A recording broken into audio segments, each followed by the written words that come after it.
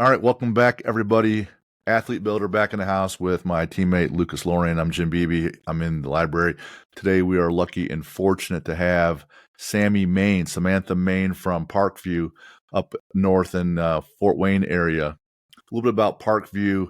It's a health center, hospital, resources for everything medical. In addition, they have sports performance, sports medicine, sports nutrition. That's where Sammy and Lucas come in. Lucas actually works for Parkview, but he's a strength and conditioning coach at Northside High School in Fort Wayne. Sammy is a dietitian, and she works with athletes of all ages, but predominantly high school and college athletes. Parkview itself has at least 3,000 kids underneath them that they're working with at any one time, trying to get them better physically for sports. Sammy herself manages upwards 250 to 300, around 275. At any one point in time, she works with individuals and teams. Whole background in nutrition, BS, master's also. Grew up wanting to be a chef, ended up not quite making that route. The next best thing, working with athletes and their food. And we're lucky to have her on today. She spent her first tour of duty at Parkview was 5 years. Now she's on her second tour of duty of 5 years. Over 17 years in the field of helping people with what do you eat, when do you eat, how do you eat, how much to eat, what to drink to optimize performance. So welcome to the show today, Sammy. Glad to have you. Thank you for having me. Just starting right off, you kind of just laid it all out there that I wanted to be a chef growing up, but didn't have the resources, and you went with the next best thing. So how did you decide to go into the nutrition route, the dietitian route for, as a career? Yeah. So, high school athlete, kind of had a little bit of disordered eating issues, and that kind of precluded me to really enjoying food in general, just being obsessed with it. So really wanted to be a chef, and my mom kind of was like, you're not leaving the state. Well, there's not really anywhere great in the state to go to school to be a chef. Like, I want to go top level. So kind of decided that nutrition was going to be the next best thing. Wanted to help other people not suffer and struggle with what I did. Thought I wanted to work clinical. Turns out didn't really love that. So sports was really where I landed and absolutely loved. What was the process? You said you had some challenges with eating. Did you fix that first and then go on to learn about nutrition and be a dietitian? Or was it, I'm learning about how nutrition works in college, and I'm going to use that knowledge to kind of fix myself internally? Yeah, I don't know that we ever really fix those issues. They kind of Right. hang around with you and rear their head at the worst times. Sure.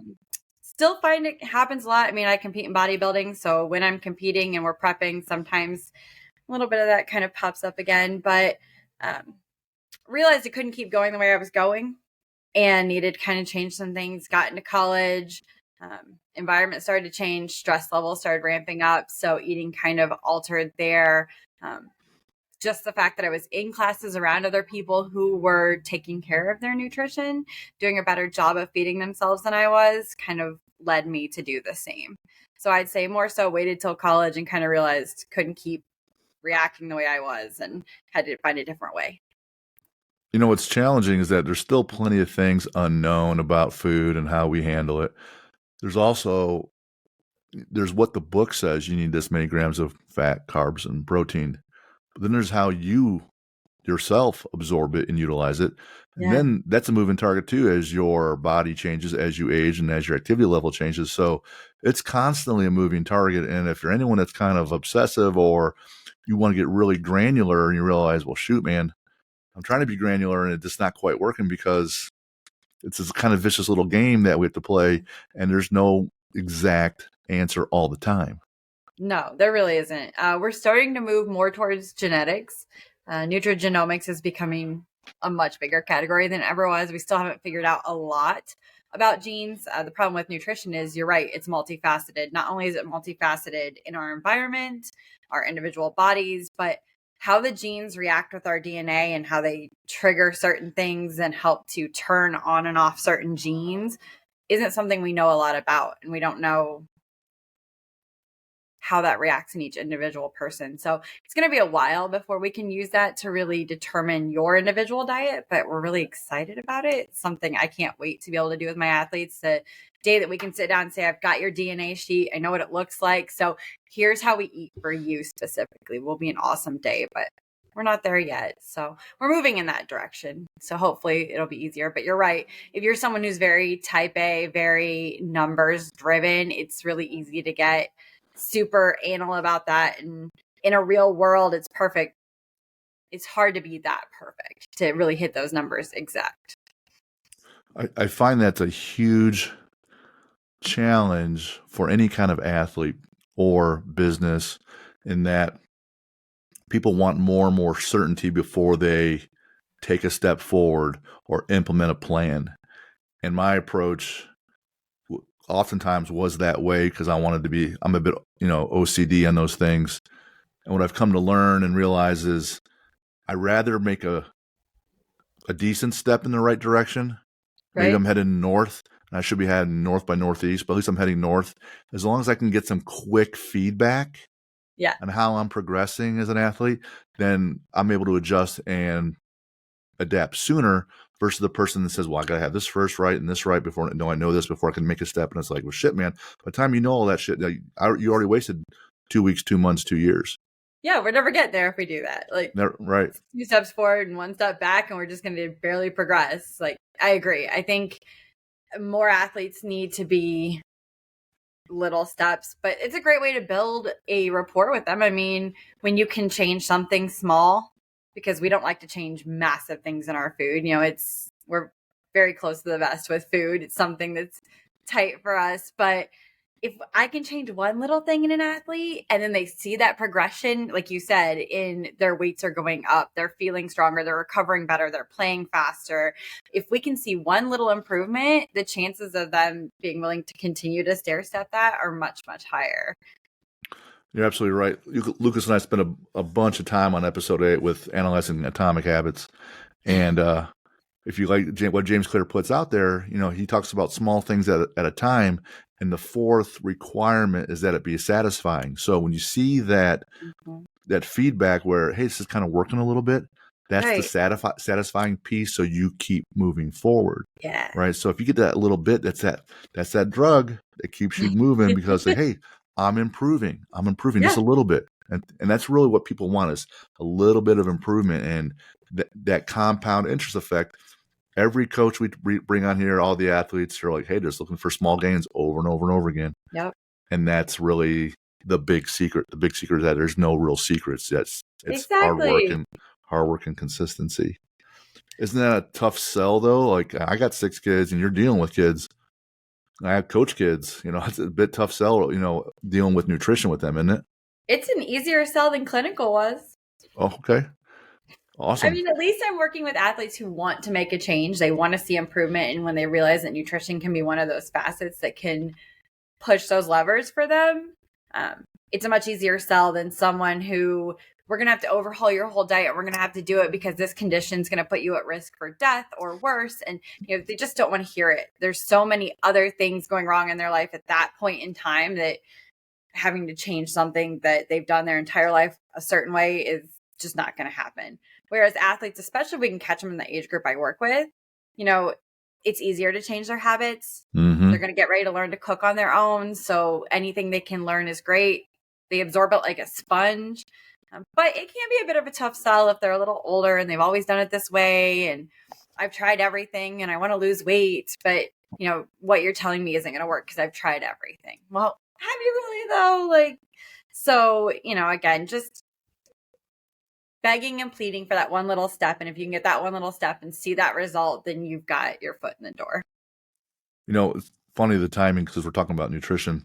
I'm in this coffee shop last week, so I'm taking this test for this CrossFit event that we had. I passed this judge's course. So I went someplace where no one knew me. And even though there's people around me, no one knows, so I can simply just work.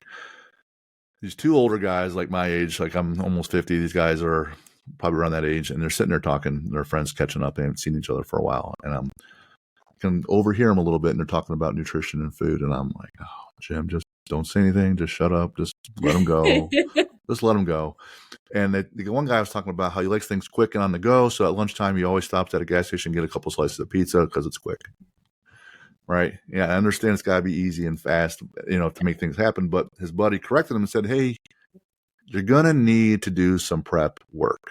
You got to do something. The guy said, well, I'm not a person that likes to prep. And went back and forth. And finally, the pizza guy says, okay, you know what?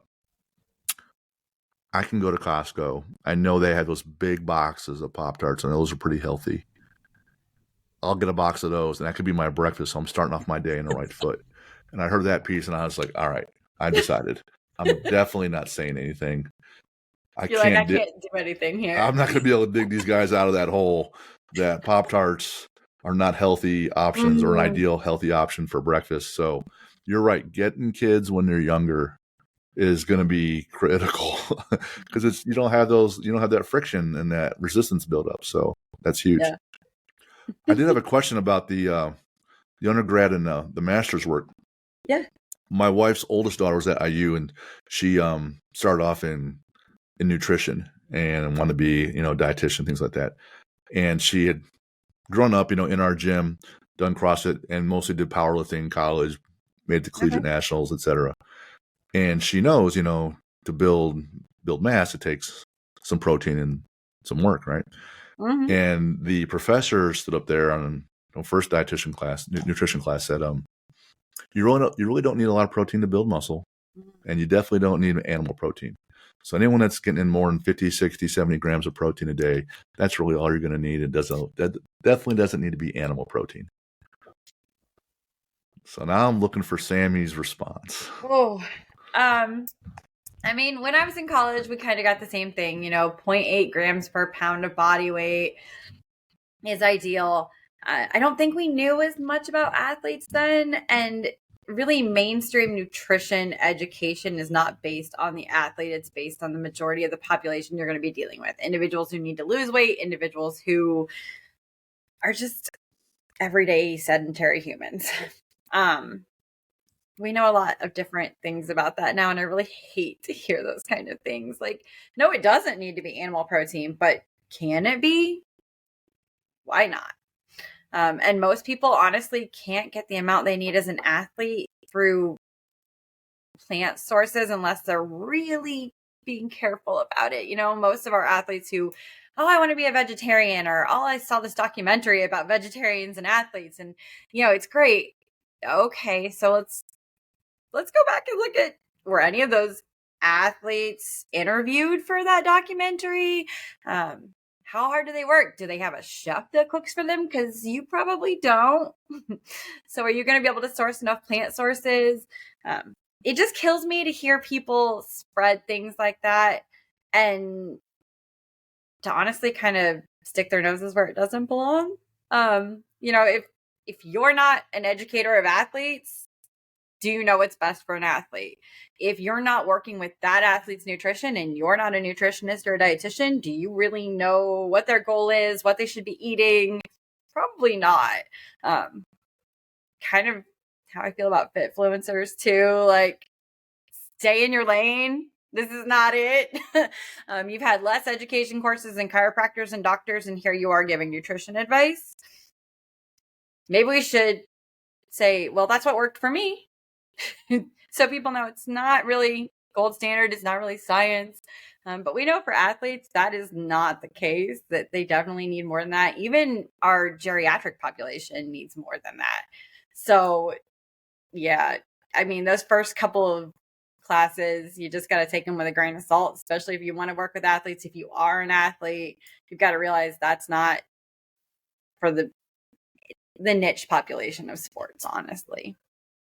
Yeah, if you're trying to build muscle, like I think she was, I don't know, in college, 125, 130 pounds. Okay. But 2 times body weight squat and deadlifter, right? So yeah, she needs a little more than that.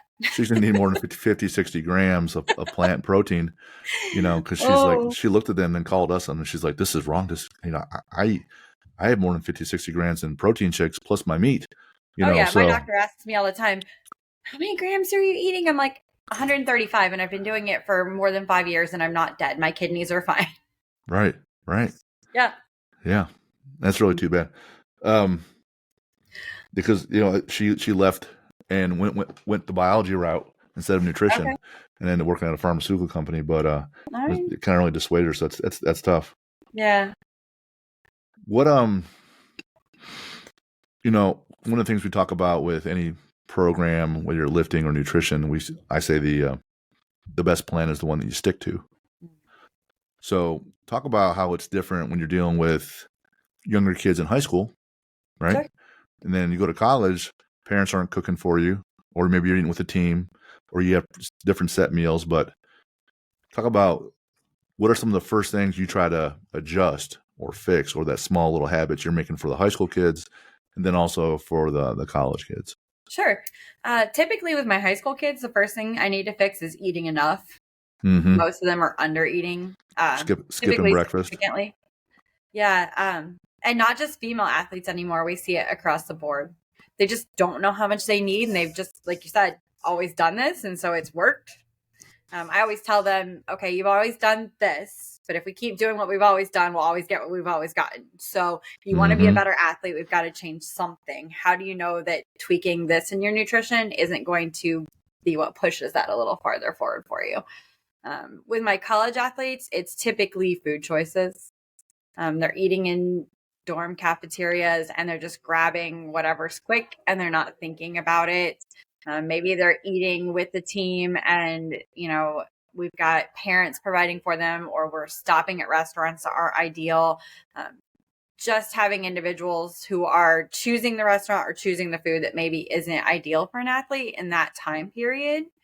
So making those little tweaks that if here's what you're presented with, here are your best options, so that they can start to tweak just the choices they're making. First and foremost, and then we start working on whatever their individual issues are from there, hydration, amount, etc. Once they're in their own apartment, they're not in the dorm anymore. Now they have some more control over their grocery list, right? Yeah. That also takes the time because they have to meal prep, right? So you got to teach them that too. And the meal prep, it depends, right? You might cook steaks and eat steaks for lunch and dinner every day, and that's it, because college kids are college kids. Yeah. How do you manage that, or what are some tips you offer with them? So for time's sake, we typically will kind of do a piecemeal meal prep. So instead of making 2 or 3 different recipes and spreading that out over the week, we'll cook off some chicken and some ground turkey or ground beef. We'll cook off some rice and potatoes, and then we'll mix and match that throughout the week to make different things. Maybe we're taking the ground beef and we're putting it in a tortilla with some cheese and lettuce, and then we're throwing the rice on the side. And then the next night, maybe we're having a chicken breast with barbecue sauce and some potatoes. So kind of teaching them how to just make ingredients at the beginning of the week, and then matching those ingredients to be meals throughout the rest of the week. So they get some variation in their food, but we're not doing massive amounts of cooking. So just even letting them know, hey, if we're sticking chicken breasts in the oven and we're making ground beef on top of the stove, and then we're boiling some rice in the back corner, and we've got some microwave potatoes, we can be done meal prepping in less than an hour. True. So really just helping them see how to manage that time, so that it can be as much made as possible in the smallest amount of time frame. They're more likely to do it that way, which honestly, I don't blame them. Sure. That's fine for me, actually, Yeah. Obviously there's different levels of dedication and, consequently success. Mm-hmm. For someone early on, they might not even know what a protein is versus a fat, right? So you got to teach them, the basics. Yeah. But after a while, as your level of performance elevates, that margin gets smaller, and you got to be able to operate at a higher level, right? Yeah. And at the highest level, there's that perfectionism, which not attainable, right? Not always beneficial either. Right. Absolutely not, because then it just stresses you out, and then the excess stress raises your cortisol level, and then retaining fat and all that crap. So do you govern athletes with, hey, here's a good margin of error. Here's some good margin. Like if you're 80% compliant or 60% or whatever, what's your approach with that? Because like you said, just constantly making some improvement over time, stacking those wins is what builds the athlete. Yeah. Not being perfect one day and tanking the next. Yeah. We just try to aim for consistency first off. So if we're hitting it 50% of the time, we're hitting it 50% of the time every week. And then can we aim for 60% next week? And we just slowly step our way up. I honestly don't like my athletes to get anywhere near perfectionism. I'm an 80-20 girl. We need to enjoy our life. We need to have times and situations. Oh, sorry, my lights just turned off. We need to have times and situations where we are enjoying our food. We're getting to have birthday cake and we're having, Thanksgiving and not feeling like we need to stress about it. Because you're right, that extra stress adds to cortisol. Cortisol alters our body composition, and that's not something we want as an athlete. So just making sure that they're consistent and that we're taking stair steps there. And then with the perfectionists, because I've had a few, we've got to almost kind of step things back down. You've got to teach them food. It's okay to eat a cookie every now and then. It's okay to have a little sugar. Here's when it's best timed. And, just kind of teaching them to take the reins, but hold them loosely, if that makes sense. We don't need to constantly be gripping everything so tight, and that's not going to add to your performance. So just trying to keep them consistent and then taking baby steps from there. So, if it's 50%, it's 50%. And we just work our way towards getting as close to that goal as we can. When we've maxed out on that goal, and I think they're probably just not going to get better on it, then we focus on something else. I don't like to harp on things that make them feel like they're failing, because then we're not going to do those things, right? If I'm expecting you to be perfect and you're hitting your macros every day, 7 days a week, and you're hitting it 4, and I just keep saying, no, we've got to hit it 7, you're just going to give up on me, and we're just going to blow up the whole thing, and you're not going to come back, and we're not going to make any progress. So I'm kind of atypical as far as dietitians go. I'm a little type B like that. If we're not hitting it this way, let's come at it from a different angle. So let's not keep harping on something that's not going anywhere. Yeah, when you hold them to that perfection standard, that's the opposite of satisfying. Yeah. And that's why that habit breaks.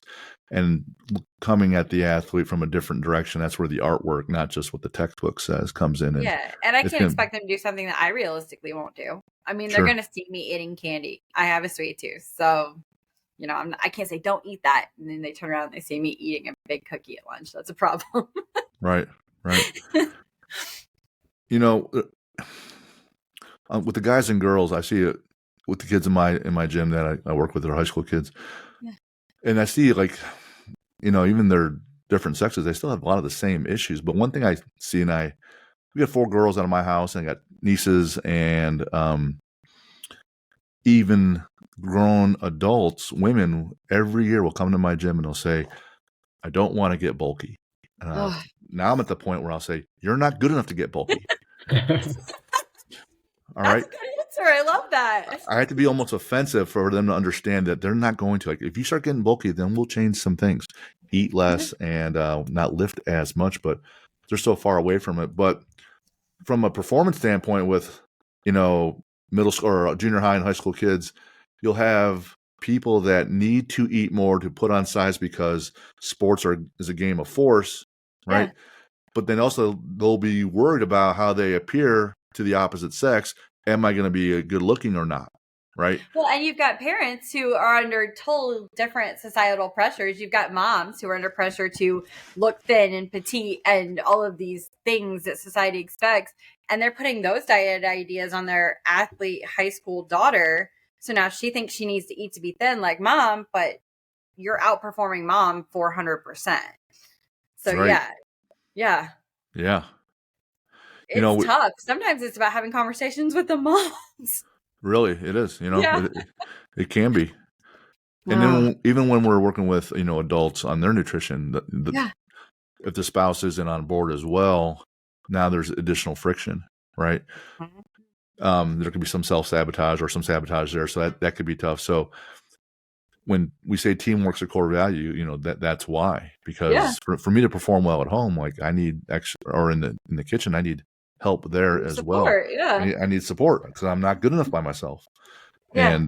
And in the gym as well. So what do you say to like guys or girls that say, hey, I don't want to get bulky, but I've seen college volleyball players smashing that ball. They're not skinny and tiny. Basketball players too, softball. And then on the male side, same thing, if they're really, the phrase out of West Side is weak things break. Yeah. Right. Yep. So what do you say to those families and say, hey, this is really what needs to happen? So I start by kind of getting a feel for what they're eating, like where are we at even, Yep. and then presenting what the calories realistically look like to the parents. A lot of times, in those cases, the parents are familiar with it. Maybe they've calorie counted themselves. We've gotten ourselves in this diet mentality. And so they have an idea of what that looks like. And I'm like, so here's where you're eating. Here's where you need to be. And, a lot of times, especially the reactions with my male athletes' parents is, but he's eating so much already. And I'm like, yeah, but he needs to eat even more. Right. With the female clients, a lot of times being a bodybuilder myself, I think kind of helps because, my high school female athletes will ask me questions like, how do you get those biceps? How do you build those glutes? Things like that. And I'm like, you got to eat. Like, you don't make that muscle in the gym. You're making it in the kitchen. I love trainers. I love strength and conditioning coaches. You know that, Lucas. But y'all can't do anything if they ain't getting the food to do it, right? Oh, I know that. So, yeah. More than anybody. Yeah. So I just, telling them, if this is your goal, here's what you need to do. And sometimes it even comes down to presenting, here's what Olympic athletes in your sport are eating. Here's what, elite athletes in your sport are eating. This is their caloric intake. Granted, they're doing this for a living. They're working out all day long, but not presenting that fact because you kind of want to gloss over that, right? You don't want them to think about, oh, well, they're doing more exercise than me, so I haven't earned that. I hate those words. But, it just, okay, so they're eating this much. They're in my sport. They're my position, and I'm eating this much. So if I want to be there, I need to do some work. And, a lot of times they get happy when they realize they get to eat more food. And when they start doing it and then they're hungry, they're like, oh, I could eat even more. And you're like, yes, let's keep bringing on more food, So, yeah, I mean, that's probably one of my favorite parts of my job. I love helping athletes bulk. Like, let's put on some mass. Let's eat more food. I spent so many years of my career telling people to eat less, do more, eat less, do more. I hate that. That's not how we do things, So let's fuel what we are doing so that we can reach the goals that we're at. There's clearly a difference between, eating to be healthy and well-rounded with a moderate lifestyle and a moderate level of exercise. Yeah. Then when you're competing at the college and then the pro level, like competing is typically not overly healthy. No. Right? You're putting yourself through tremendous mental and physical stress to perform in some kind of endeavor. And in your world, the bodybuilding world, those last 6 weeks, especially those last 2 weeks or more, like you don't want to be around anybody going through that cut, especially going through that water cut. And it's just not, it's not a healthy sport when it comes to prep. Like it's not. That's why I tell my athletes, we get in and we get out. We don't spend large amounts of time there because it's not healthy. And we know that, and I think that's the nice part about it is it helps me like relate to my wrestlers, right? Because they use all these inappropriate weight altering techniques. And so, let's talk about how we can get closer to that weight on a more consistent basis. So we're not using these techniques that bodybuilders use a few times a year every week. Right. Yeah. I remember when I did my first bodybuilding competition, it was new to me because I was like 200 pounds. And Sammy, I'm not a tall guy. Right. I mean, I'm 5'7", and, I'm 200 pounds. And when I first started, I started eating way more than what I was already eating. I was like, wait a minute. Hey, I thought I was having a hard time putting it down. I was sweating, eating, and I was staying eating up way all more. night trying to get the food in. Yeah. And I was like, I thought I was supposed to be cutting because I was just eating ungodly amounts of food. And then, eventually got real low, but okay. Lucky. I spent 4 months under 1,000 calories. It was a nightmare. That's tough. I didn't spend that much time under. I spent like 2 weeks. Yeah. Oh man. Yeah. And in the strongman world, not a healthy sport. It's not a model athletes should strive for. Right. And when I was living that strongman life, it was 1,000 calories a meal. Yeah. Easy. Yeah. And people talk about like Brian Shaw with his 14,000 calories a day. I'm like, do you guys realize Michael Phelps was taken in the same amount? Completely different sport. Yeah. 14 grand a day. He's like, Completely different appearance as well. right. Aesthetically. Yep. Same height. Yep. Same height. Yeah. You know, I looked up on your on Parkview's site about their offerings and their services. Yeah. And one of the things I was curious about, you know, Mickey Marotti talked about it at Ohio State that they use the DEXA scan, and we use in-body scans. So, you know, I have a rudimentary knowledge of the DEXA. What I know is what's a little bit different is about the bone density. But can you talk a little bit about that service and what that scan does and how you guys utilize it? Yeah. So we actually have both now. We have an in-body and a DEXA. The in-body that we have is probably a little more advanced than maybe one of the ones you've seen. It does some phase angle measurements, so it tells us the health of the individual cell, so we can kind of estimate the health of the human body as a whole. But the DEXA compared to an in-body, which most people have experienced in one way or another, whether they've just seen one in a health food store or they've had one done. The DEXA uses x-rays.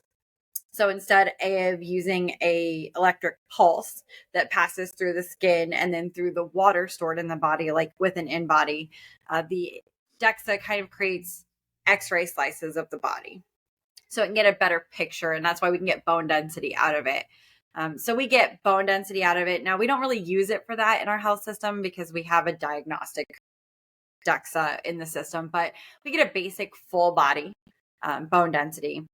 We also get a little more exact picture of body fat compared to muscle, lean tissue, and then bone composition as well. Reason behind that is the DEXAs aren't as affected by fluid balance. So because we're not using a electric pulse traveling through that water that's stored in the muscle, we're not going to see alterations based on your fluid status when you come in the way that we would with an in-body. That's why DEXAs are considered gold standard for body composition. It used to be underwater weighing, but most people, A, don't have access to that. B, it's really expensive. And who wants to have their nose clamped and breathe through a little tube while being submerged underwater completely, right? Most people aren't going to enjoy that. So a little easier just to lay on a table, have an arm pass over you with your legs kind of clamped together with straps. But it does allow us to get a better picture. And what we really like using it for right now is kind of monitoring injuries. So after we've had maybe an ACL and we've had a revision of it, we can go in and monitor how the physical therapy the athlete's getting is causing that bone and muscle to remodel, to make sure that we're doing what's best for them as far as treatment plans go, and making sure that we're getting good nutrition in.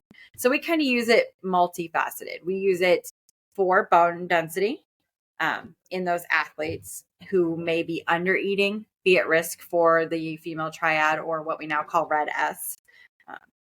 And we also use it to monitor injuries. It's got to be good intel. So you tear your ACL before you go and have that fixed. You know, you can do a scan and see what your muscle mass is on both legs.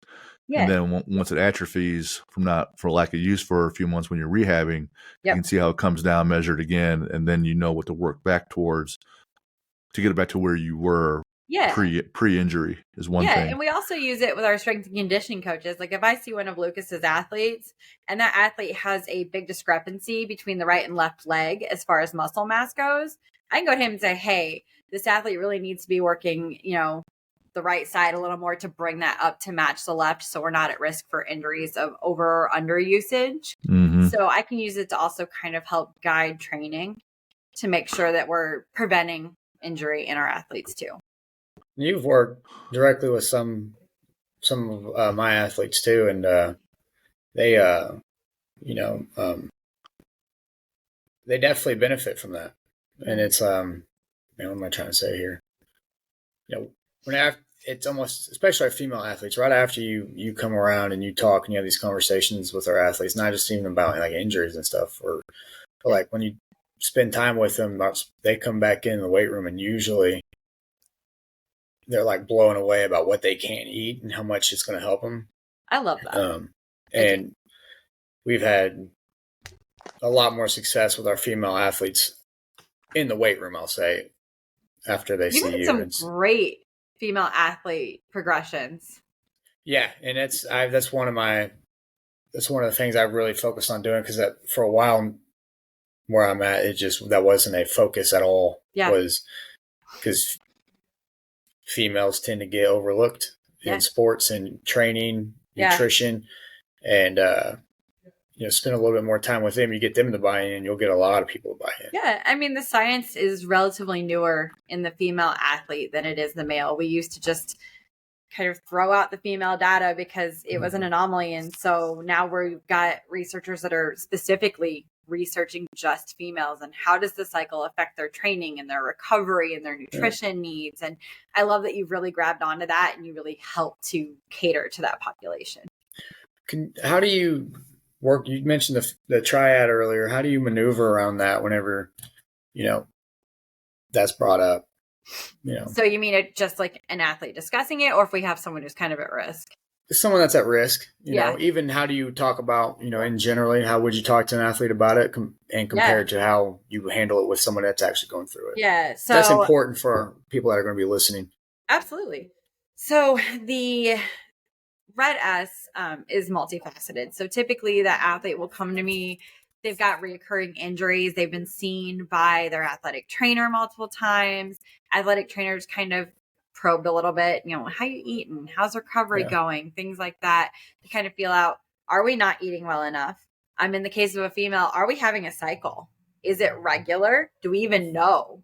A lot of times we find they're not having a cycle. They're happy about it because, hey, if I don't have to have a period every month, why would I be upset, right? So they're not getting their cycle. They're not eating sufficiently. Sometimes it's enough for an average human sedentary woman, but it's not enough for what they're doing.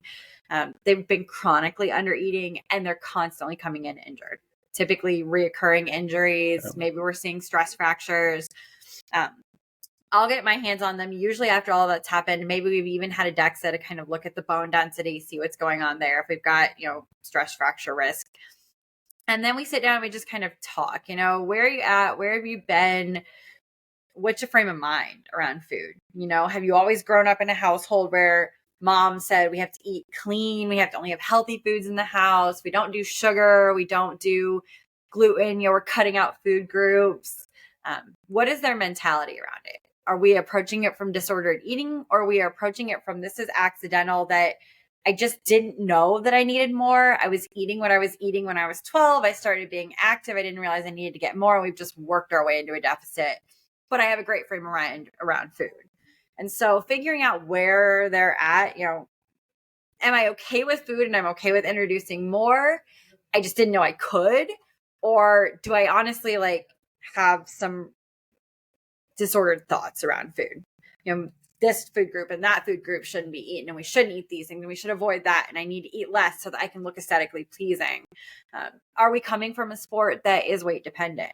Because that's going to make a huge difference too. So gymnasts, wrestlers, those ones that have to meet certain weight classes or have pressures to remain smaller, flyers and cheerleading. So kind of feeling out what their situation is, where they're at, and then we just kind of build from that. So if you're not having your cycle, let's talk about why that's important to have a cycle. It is the barometer of health in women. If we're not having one, we know nothing about your health. And we also know that you're not forming great bone. And this is kind of the time to do that, right? So we want to make sure that we're maximizing that. We talk about how if we keep following the path that we're following, we're going to continue to get injured. If we continue to get injured, we're going to stop playing. How important is your sport to you? Sometimes they say, honestly, I don't love this and I don't want to be doing it anymore. Okay, so let's just help get you to a healthy place. Let's not even worry about sport. And other times it's, this is what I want to do. I want to play at the elite levels. Okay, well, you can't get there if you're constantly injured. So how do we fix that? So focusing on the things that are most pertinent to them at that point, which usually is that injury. So how do we fix that injury? Typically, it's going to be we need more food, right? And then we talk about adding those kind of things in. We start treating that injury first, so that once we've treated the injury, that trust me, we've built that relationship and they're like, okay, she kind of knows what she's doing. Let's see what else we can work on. She fixed this, maybe she can fix that. I'm not sleeping well. I'm not recovering well. I'm constantly sore. Okay, so let's work on that, right? So slowly building in those different thought process, talking about why we shouldn't skip different food groups. What does each food group do for us? Do you have actual intolerances that we need to have diagnosed? In which case, how can we make up for those through other things? So it's really meeting the athlete where they're at and just kind of feeling out what's our first step. Where are those issues that was causing this to become a problem in the first place, so that we can fix that and then progress from there. Also, you brought it up, and it's just because I'm curious about it. What changes when you have a female come in that's on birth control or not on birth control? Does that affect how you address their nutrition and how they go about athletics and nutrition, stuff like that? Yeah. So with an individual who's on birth control, diagnosing issues in their nutrition can be a little harder because we're not typically going to see those alterations in the cycle that would indicate an issue sooner. So sometimes we don't catch a problem until we're further down the line. It's a much bigger issue. But they don't need to make as much differences in their nutrition as a woman who isn't on birth control, because we're altering that hormone profile to be more like those first 2 weeks consistently throughout the length of the cycle, and then basically kind of doing a hormone dump at the end so that we have that period. So they don't need to alter their nutrition cyclically like a woman who isn't on it. Those women are going to need to, increase nutrition on those last 2 weeks to make up for some of those deficits. Estrogen is the primary hormone in women that helps with muscle building. And it is peaking during that period, but so is progesterone, which is catabolic. So it's causing us to break down muscle at a greater level than we are building muscle. And so we're kind of digging ourselves in a hole. So nutritionally, we have to dig ourselves out of that by increasing our intake of carbohydrates, a little extra protein, timing it around workouts, and then utilizing some carefully placed supplements to help with any symptoms that might get in the way of our performance as well. So we do have to make some alterations in women who are having a natural cycle versus those who are going on a cycle that is controlled. And then again, we've got to look at which birth control, because some of them do cycle a little bit hormone wise. So you kind of have to feel out what pill they're on and how are things changing for them. That's great. Awesome. Yeah. Okay. Perfect. Obviously, with a bachelor's and a master's degree, plenty of, book study, plenty of lectures getting crammed in your head, right? Yeah. But you're still continuing, continual learning. Any books you've been through, podcasts, seminars, people you follow that, this person really puts out good material. I've learned a lot from this person. Anybody you would recommend? Yeah. Stacy, I think her last name's Sims. I got the book right here. Yeah. Stacy Sims. She's really great for female athletes. So she is the top researcher as far as female nutrition goes for athletes. She has a book called Roar that I absolutely love. I use it a lot and refer to it with my female athletes. She just introduced a new one for menopausal women because she had this huge push for that. So I haven't gotten my hands on it yet, but I'm really excited to see it. And then every year I get to go to a nice conference where all of us sports dietitians get together, which is really awesome because we just kind of nerd out.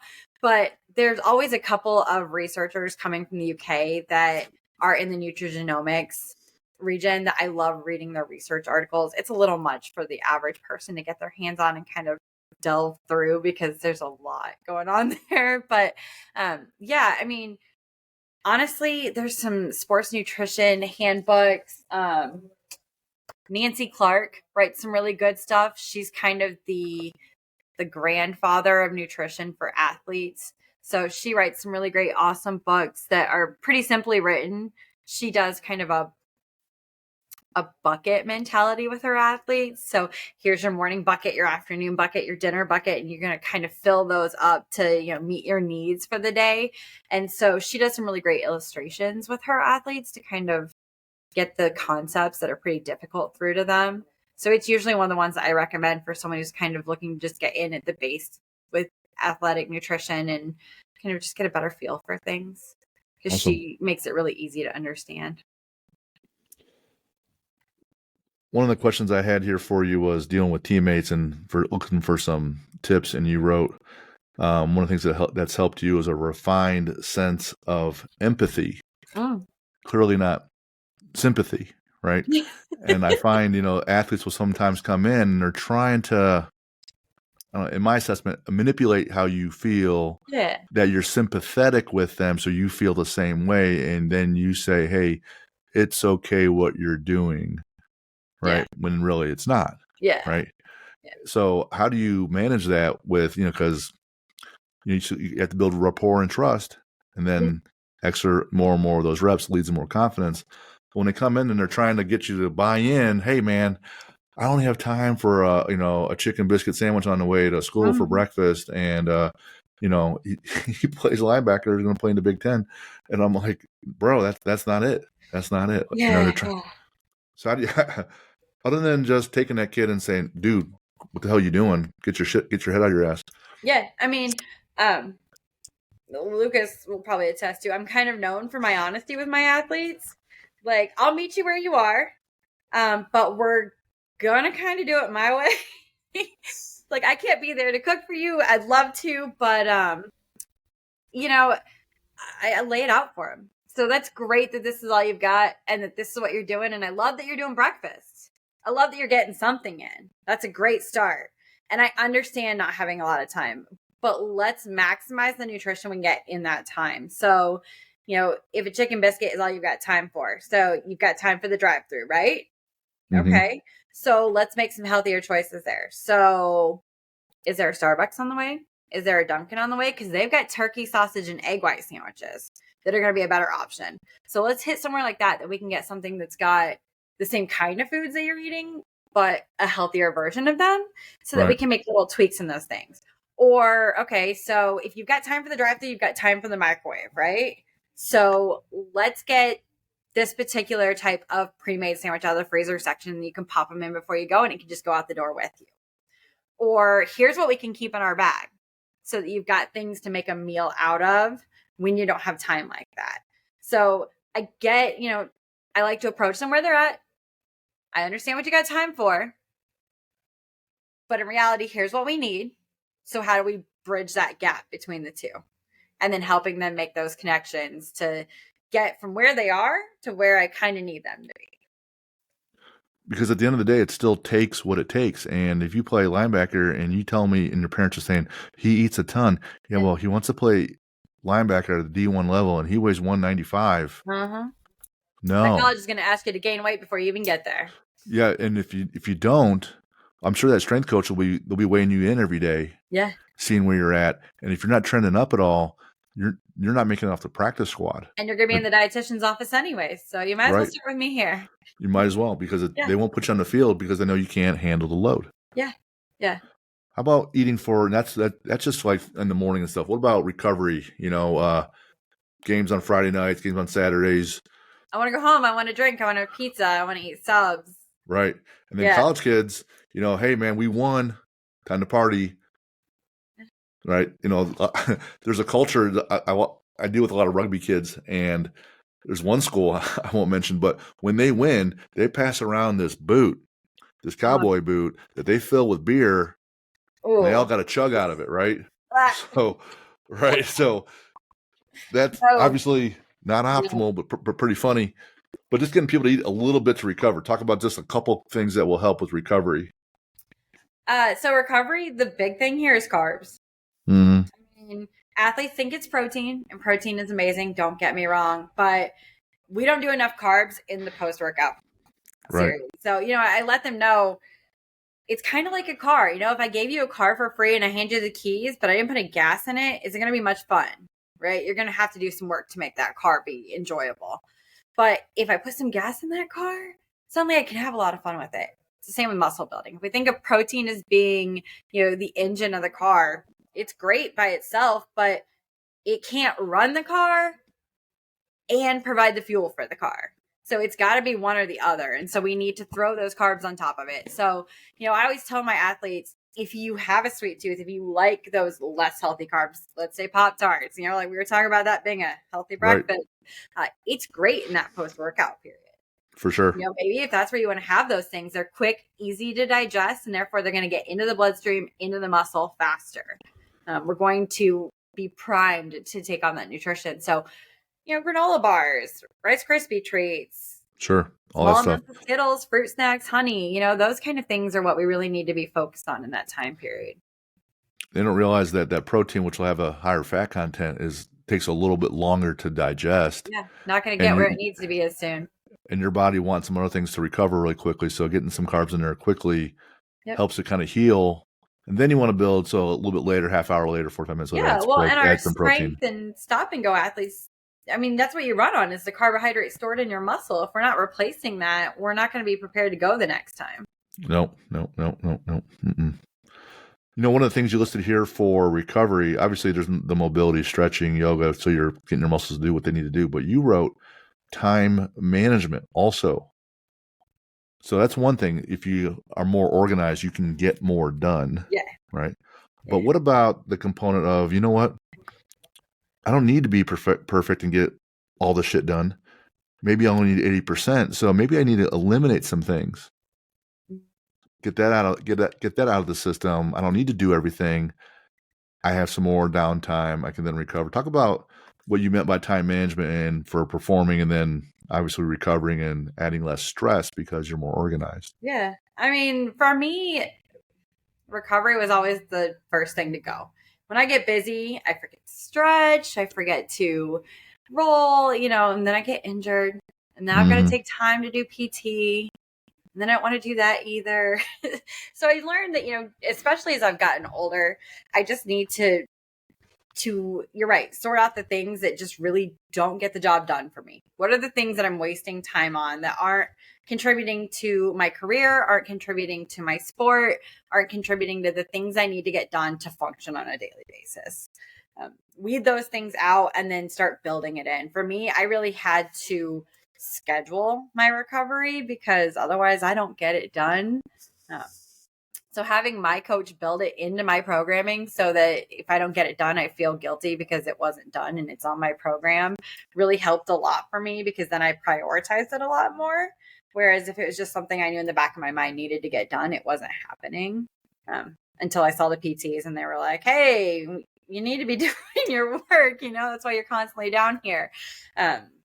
So really just making sure that I was scheduling the things that were important, that I was clearing things that weren't, was what helped me 100% with that. That's why I listed time management as being so important for me for recovery, because I have to make time for it. I have to schedule it in my schedule. What we do in sports is so varied hour-wise. I mean, my job could start anywhere from 6:30 in the morning to when a team leaves the field and heads home for the evening. So making sure that, I really have that on my list of things to do and get it checked off is really important for me, because otherwise it just doesn't get done. It falls to the wayside. And then I end up a big, naughty, angry mess. Right. One of the, it's hard because you're giving them knowledge, but you're also asked to inspire athletes to move forward. And right or wrong, athletes oftentimes are, competitive, right? Yeah. So then I make it a competition. Hey, this person's going to outwork you. This person's going to treat their recovery in the next 10 minutes as a workout or as a training session. Yeah. And they're beating you on the mashing and the foam rolling. They're beating you on having their food ready to consume in the car on the way home. Yeah. And if you watch Tom Brady's The Man in the Arena, they're always back and forth. Hey, I'm getting an edge on you. Yeah. I'm getting an edge here. I watch more film. But I'm getting an edge on my recovery. I got more treatment today. Yeah. I went saw the trainer doing that at one of the high schools I work with here in town. So I came in. They want me to come in every month to their strength and conditioning class just to be present, answer questions, help the athletes. And one of the things I noticed was none of them had water bottles in class. It was, I think overall we saw 32% of their athletes were bringing water bottles to the class, and they only have one free period. So, it was a pretty good amount of athletes that weren't. So we created a visual chart for them so that they mark every day whether or not everyone at their station. So they're holding each other accountable. They're getting to compete with the other, classes as well as other stations in their class as to who's bringing their water, who's got it with them. We created a little kind of hallway game. So the two coaches of the class, anytime they catch an athlete in their class out in the hallway without their water bottle, they have to immediately give them push-ups or, Mm. squats or something to kind of, challenge each other. And so they're using it against the coaches too, so I caught Coach Murph without his water bottle, give me your push-ups. So they're loving it. It's great to get them to compete and push against each other to do things that they should be doing anyway. Right. And you'll see at a higher level, people are walking around with gallon jugs all the time. They're dragging them with them, and they're going to practice, and they're bringing their own little cooler because, they know it takes what it takes, and they're going to put themselves through a ton.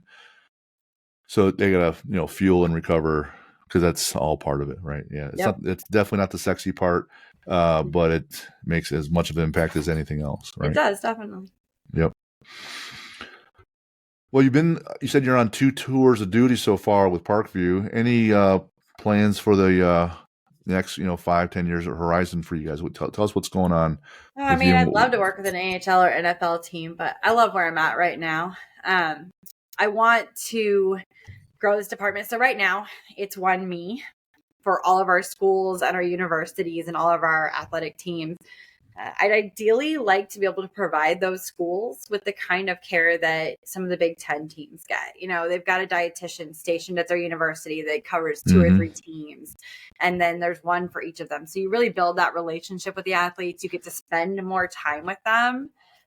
Have a dietitian that's covering a couple of our high schools so they can spend a couple days every week there and be more involved in the athletes, get to really know them as people. That way they can kind of alter their choices, eat lunch with them, help with those kind of things, educate. So we're working our way there. We're getting busier and busier. Cool. I only stretch so far, Sure. There's only so much time and you have to prioritize. Yes. Any off the wall or something, hey Jim, you won't believe what I recommended for this group, but it works and it was required. Yeah. And the reason I asked that is that one of our coaches, Chad Dockery, great dude, football player. He's an athletic director down at Rice Memorial in Evansville. And he was coaching my son. He coaches in high school, and Jack was trying to gain weight. Okay. And we would tell him what to do, but when it comes from your parents, it's not necessarily as received. So, but Chad was like, hey, dude, just start drinking bomb shakes. And I go, what's in that, buddy? He goes, basically whatever you want, but it's going to have a few key criteria. There's going to be whole milk, some ice cream, right? 50 to 75 grams of protein in scoops, right? And then anything else you want. And I'm like, give me an example. He goes, you want to put raw eggs in there? Put raw eggs in there. You want to put Oreos in there? You want to put cereal in there? Yeah. Oreo cookies, syrup, chocolate syrup, pancake syrup. I don't care, but make sure you're having at least 1 to 2 of those a day. Yeah. So I started, I watched Jack make one of those. I watched what he put in there. I added up the ingredients, and I was like, it's 1,600 calories all in one shot, man. And it's liquids. It's so easy to get in. Yeah. So he slams it down and then goes to bed, and I'm like, oh my God, how are you not gaining weight? Right. So anything unusual, like, hey, this is not really in the textbook, but this is what you got to do. I mean, I'll have athletes who want to gain mass, and we talk about adding milk powder to everything, whole milk, butter, cream, mayo, just load it on, right? Every opportunity you've got to add a condiment, let's do it. Sure. But probably my favorite recommendation that I make that all of the coaches and students are like, oh, she told us to eat this, is telling them, intra workout, if you hit a wall, grab some candy. Yeah. Pure sugar. I don't want nuts. I don't want chocolate. Just grab some candy, grab some Skittles, grab some gummy bears. Now's your opportunity to put some junk in. The coaches and the parents are always like, oh, should we be telling them to do that? I'm like, yeah, we should. Yeah. I just love the reactions that you get from kids when you tell them to do that. But yeah, I mean, all the time we're doing things like that. Like if you've got a mass gainer who isn't eating well, we just start loading them full of things. Like have a bowl of ice cream every night. Right. And I love working with my female athletes who, want to gain weight. And we start talking about, add this or add some cookies in the evening. What's your favorite sweet? Let's add that, adding some of those things back in that we typically don't think of as being healthy foods to meet what we need to meet by keeping volume down. We've got to get really creative when you've got an athlete who just can't put more food in. But, like you said, your son needs to get that many calories in. We got to start adding it somehow. So how do we do that? We start adding all the things that people think are unhealthy. And when they start saying they're full, they're not lying. They typically are. So then it's calories per bite. Yeah, So it's a can you full-time job. Can you put mayonnaise on? Can you put guacamole on? And then to get that extra fat calories. You're right about the gummy bears. You'll see like in the powerlifting strongman world when you're maxing out and you crash, they'll have those gummy worms. Or if it's hot out, they want them salted too. So you have so you're holding that water. So those kind of fast acting sugars go a long way in that instance. That's not the cornerstone of your diet. That's not the cornerstone of how you eat, but you're trying to perform in this moment. Yeah, something quick. Right. Yeah. Right. I don't know if Lucas, you had any other questions, but it's been a lot of fun. And I always have these rapid fire ones at the end, which kind of like gets people to know our guests a little bit more. Hard. I'm not going to lie. Those were hard to answer. So I said, like, when you're lifting, what do you like to listen to? Murder. And you wrote a wide variety of music, but also murder podcasts. Like the last thing I want to be thinking about when I'm squatting is like, did that person do it? Holy shit, did they do it? Like, and then you're squatting, and I'm like, who's gonna be thinking about that? I can't be thinking about that and concentrating somewhere else. Oh, I'm listening to people being dismembered and bodies being found the whole time I'm squatting and deadlifting. And No. Holy shit, man! I can't believe that works. All right. Bucket list. I want to hike the Swiss Alps. Have you been to Europe? I have been to Europe, but I have not been to the Alps. I haven't been to Switzerland all yet. It's been more around the Germany, Italy, France type area. Gotcha. That sounds amazing. Yeah. The favorite sports movie. This one just came out a couple weeks ago, and I saw it. It was so good. It was excellent, right? Talk about inspiring. Yes. Oh, it was so good. Grit, teamwork, burning the boats literally where you have no other options other than to perform, right? Tons of lessons there based on a true story of those University of Washington rowers, but that's your favorite. It's not Rudy. It's not Hoosiers. Major League. No. Come on. The Natural. The Boys in the Boat. All right. That's what the movie's called, The Boys in the Boat? Yeah. Yeah. It's got a lot of commentary on people in general. I mean, not just the sport aspects and the dedication, but just what those boys had to go through as part of their life on top of that at the end. I mean, How about when they're getting cheated or getting fucked by different groups, different entities, like organizational entities that run the entire sport? Yep. Like life's not fair. Yeah. Right? Too bad. Find a way. Exactly. So then you follow that up with your favorite sport, Bobby Orr. Well, who throws that out there? Old time hockey legend. I mean, I'm older than I look. That's what Lucas said. He was. He's one of the greats, and he's one of the reasons I fell in love with the sport. I love hockey. So I was a ballet dancer when I was younger, and hockey strikes me as a violent ballet. There's a lot of manliness to it, but there's a lot of grace as well. And I just think he played the game extremely well.